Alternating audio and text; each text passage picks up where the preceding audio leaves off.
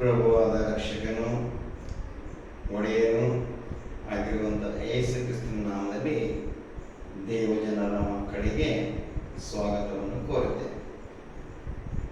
ಮತದಾವೃತ್ತಿ ಇವತ್ತು ನಮ್ಮೊಟ್ಟಿಗೆ ದೇವರು ಮಾತಾಡಿರ್ತಕ್ಕಂಥ ವಿಷಯ ಪರಿಶುದ್ಧತೆ. ಈ ಪರಿಶುದ್ಧತೆ ಭಾಗ 2ರಲ್ಲಿ ನಾವು ನೋಡೋದಾದ್ರೆ, ದೇವರ ವಾಕ್ಯ ಏನ್ ಹೇಳ್ತದೆ, ದೇವರ ಬಗ್ಗೆ ಏನ್ ಹೇಳ್ತದೆ, ಸತ್ಯವೇದ ಇದ್ರ ಬಗ್ಗೆ ಏನ್ ಹೇಳ್ತದೆ. ದೇವರು ಹೇಳಿರೋದನ್ನೇ ಸತ್ಯವೇದದಲ್ಲಿ ಬರೆಯಲ್ಪಟ್ಟಿದೆ, ಎರಡು ಒಂದೇ ಆಗಿದೆ. ಇಲ್ಲಿ ಪರಿಶುದ್ಧತೆ,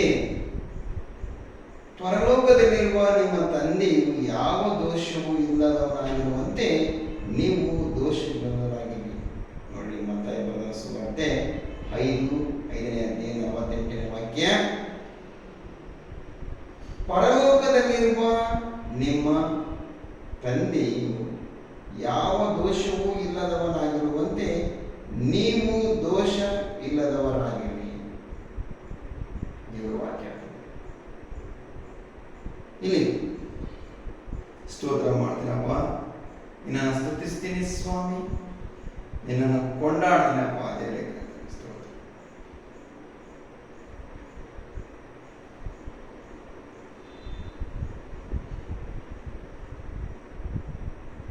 You therefore must be perfect as your heavenly Father is perfect. ಯಾವ ರೀತಿಯಾಗಿ ದೇವರು ದೋಷವಿಲ್ಲದವನಾಗಿರುವಂತೆ, ತಪ್ಪು ಇಲ್ಲದವನಾಗಿರುವಂತೆ ನಾವು ಪರಿಶುದ್ಧತೆಯನ್ನ ನಮ್ಮ ಜೀವನದ ಇಂದಿನಿಂದ ನಮ್ಮ ಜೀವನದಲ್ಲಿ ಮುಕ್ತಾಯ ಆಗುವವರೆಗೂ ನಾವು ಪರಿಶುದ್ಧರಾಗಿರುವಂತೆ ದೇವರು ಎಚ್ಚರಿಸ್ತಾರೆ. ಇನ್ನೊಂದು ಬಗ್ಗೆ ನೋಡೋದಾದ್ರೆ, ಯೋಹಾನ ಬರೆದ ಸುವಾರ್ತೆ 17:19, ಇವರು ನಿಜವಾಗಿ ಪ್ರತಿಷ್ಠಿತರಾಗಬೇಕೆಂದು ಇವರಿಗೋಸ್ಕರ ನಾನು ನನ್ನನ್ನ ಪ್ರತಿಷ್ಠಿಸಿಕೊಳ್ಳುತ್ತೇನೆ. ಸ್ತೋತ್ರ ಮಾಡ್ತೀನಪ್ಪ, ನಿನ್ನನ್ನು ಕೊಂಡಾಡ್ತೀನಿ ಸ್ವಾಮಿ, ನಿನ್ನ ನಾಮವೋ ಅತ್ಯಂತ ಪರಿಶುದ್ಧ ಎನಿಸಬಾರದು ಸ್ವಾಮಿ. ದೇವರೇ ಕರ್ತನೆ, ಇವರು ನಿಜವಾಗಿಯೂ ಪ್ರತಿಷ್ಠಿತರಾಗಿರಬೇಕೆಂದು. ಸ್ತೋತ್ರ ಸ್ತೋತ್ರ ಸ್ತೋತ್ರ, ಸ್ತುತಿ ಸ್ತುತಿ, ಮಹಿಮೆ ಮಹಿಮೆ ಉಳ್ಳವನೇ. ಇವರು ನಿಜವಾಗಿ ಪ್ರತಿಷ್ಠಿತರಾಗಿರಬೇಕೆಂದು ಇವರಿಗೋಸ್ಕರ ನಾನು ನನ್ನನ್ನ ಪ್ರತಿಷ್ಠಿಸಿಕೊಳ್ಳುತ್ತೇನೆ ಅಂತೇಳಿ ಯೇಸು ಸ್ವಾಮಿ ಹೇಳ್ತಾನೆ. ವಾಕ್ಯದ ಪ್ರಕಾರವಾಗಿ ಯೋಹಾನ ಬರೆದ ಸುವಾರ್ತೆ 17:19, ಇವರು ದೇವರ ಮಕ್ಕಳು,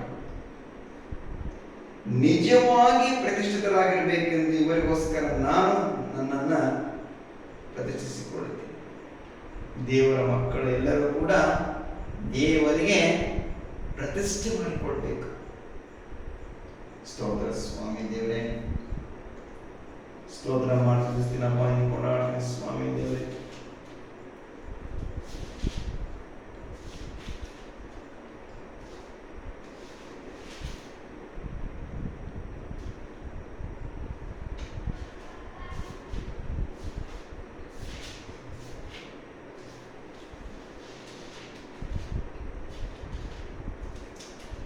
ಸ್ತೋತ್ರ ಸ್ತೋತ್ರ ಸ್ತೋತ್ರಪ್ಪ.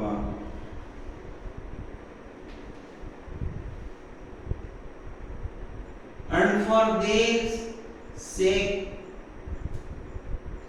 I consecrate myself, that thee also may be sanctified in truth. ಇವರು ನಿಜವಾಗಿ ಪ್ರತಿಷ್ಠಿತರಾಗಿರಬೇಕೆಂದು ಇವರಿಗೋಸ್ಕರ ನಾನು ನನ್ನನ್ನು ಪ್ರತಿಷ್ಠಿಸಿಕೊಳ್ಳುತ್ತೇನೆ. ನೋಡ್ರಿ, ನಿಜವಾಗ್ಲೂ ಕೂಡ ನಾವು ದೇವರಿಗೆ ಪ್ರತಿಷ್ಠಿತರಾಗಿರಬೇಕು. ನಮಗೋಸ್ಕರವಾಗಿ ಯೇಸು ಸ್ವಾಮಿ ಮೊದಲನೇ ಪ್ರತಿಷ್ಠಿತಗೊಂಡಿದ್ದಾನೆ. ನಾವು ಸತ್ಯವೇದದಲ್ಲಿ ನೋಡುತ್ತೀವಿ, ಸಾಮುವೇಲನ ಅಂತಕ್ಕಂಥ ಒಬ್ಬ ಪ್ರವಾದಿಯನ್ನು ದೇವರು ಪ್ರತಿಷ್ಠಾಪನೆ ಮಾಡಿದ. ಆತನು ಹೇಳಿದ ಪ್ರಕಾರವಾಗಿ ಪ್ರವಾದನೆ ಒಂದು ಕೂಡ ಬಿದ್ದೋಗಲಿಲ್ಲ. ಅದೇ ರೀತಿಯಾಗಿ ನಾವು ಕೂಡ ದೇವರ ಮೂಲಕವಾಗಿ ಪ್ರತಿಷ್ಠಿತಗೊಳ್ಳೋಣ ಪ್ರಿಯ ದೇವರ ಮಕ್ಕಳೇ. ಇನ್ನೊಂದು ನಾವು ವಾಕ್ಯ ನೋಡೋದಾದ್ರೆ ಮತ್ತಾಯನ ಬರೆದ ಸುವಾರ್ತೆ 7ನೇ ಅಧ್ಯಾಯ 6ನೇ ವಾಕ್ಯ, ದೇವರ ವಸ್ತುಗಳನ್ನ ಪರಿಶುದ್ಧ, ದೇವರ ವಸ್ತುಗಳು ಪರಿಶುದ್ಧ, ನಾಯಿಗಳಿಗೆ ಹಾಕಬೇಡಿರಿ, ನಿಮ್ಮ ಮುತ್ತುಗಳನ್ನು ಹಂದಿಗಳ ಮುಂದೆ ಚೆಲ್ಲಬೇಡಿರಿ. ನೋಡಿ, ದೇವರ ವಸ್ತುಗಳು, ದೇವರ ವಾಕ್ಯಗಳು, ಮಾತುಗಳು ಪರಿಶುದ್ಧ, ಅವುಗಳನ್ನ ನಾಯಿಗಳಿಗೆ ಹಾಕಬೇಡಿರಿ, ನಿಮ್ಮ ಮುತ್ತುಗಳನ್ನು ಹಂದಿಗಳ ಮುಂದೆ ಚೆಲ್ಲಬೇಡ್ರಿ. ಸ್ತೋತ್ರ ಮಾಡ್ತೀನಪ್ಪ, ನಿನ್ನ ವಾಕ್ಯಕ್ಕಾಗಿ ಸ್ತೋತ್ರ.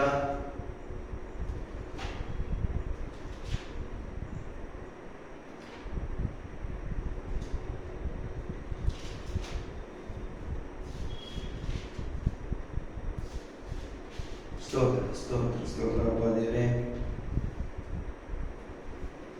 Do not give dogs what is holy, and do not throw your pearls before pigs, lest they trample them underfoot and turn to attack you.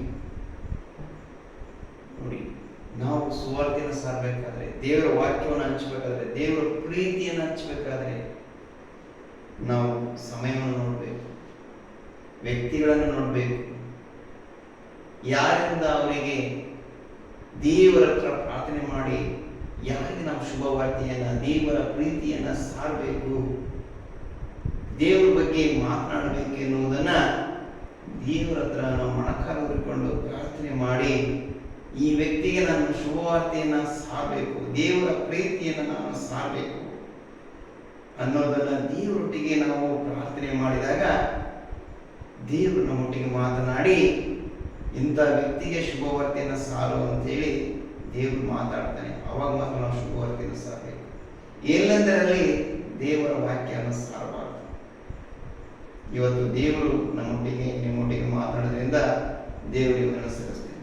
ಪ್ರಭುವಾದ ಯೇಸು ನಾಮದಲ್ಲಿ ಬೇಡಿಕೊಂಡು ಆಮೇಲೆ